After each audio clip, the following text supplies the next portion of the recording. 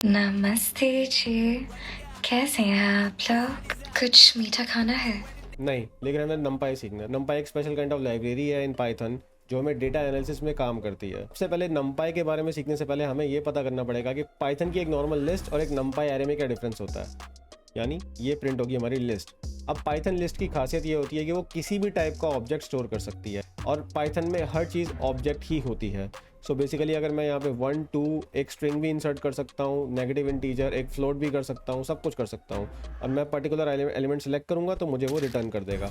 अब मेमोरी में क्या होता है, मेमोरी में अलग अलग ब्लॉक्स बन जाते हैं डिफरेंट एरियाज़ पे। सपोज़ ये एक ब्लॉक है मेमोरी ब्लॉक, ये दूसरा ब्लॉक है, ये तीसरा ब्लॉक है, ये चौथा ब्लॉक है, ये पांचवा ब्लॉक है।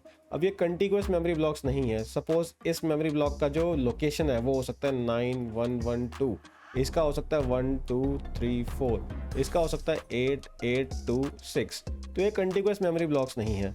अब होगा क्या, सपोज मेरा एलिमेंट यहाँ 1 डिक्लेयर्ड है, यहाँ 2, यहाँ 3, यहाँ 4 और यहाँ 5।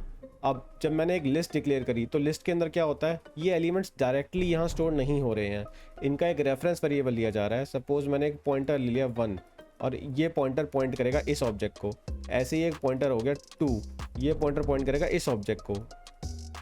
पॉइंटर 3 ये पॉइंट करेगा इस ऑब्जेक्ट को। तो यहाँ हो क्या रहा है, हमने एक पॉइंटर ले लिया है और इस पॉइंटर को हमने लिस्ट में स्टोर कर दिया है। जब हम पाइथन की लिस्ट बनाते हैं तो ये पॉइंटर यहाँ पे स्टोर होगा, पॉइंटर 1 यहाँ होगा, पॉइंटर 2 यहाँ होगा, 3 यहाँ होगा, 4 यहाँ होगा, 5 यहाँ होगा।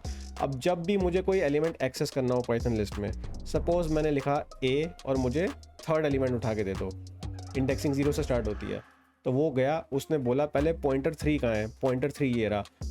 पॉइंटर 3 पे किस ऑब्जेक्ट को पॉइंट कर रहा है, इस ऑब्जेक्ट को पॉइंट कर रहा है। अब इस ऑब्जेक्ट को वो मुझे रिटर्न कर देगा। तो ये प्रोसेस थोड़ा स्लो हो सकता है।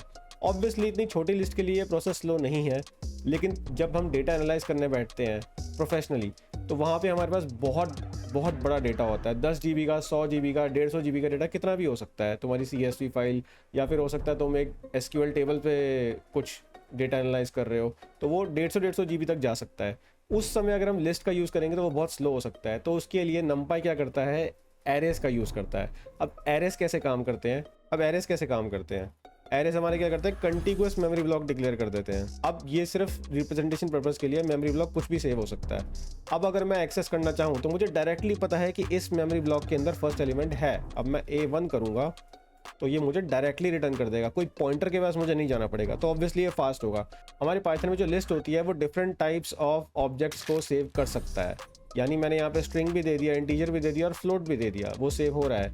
लेकिन पाइथन में एरे एक ही टाइप का ऑब्जेक्ट ले सकता है।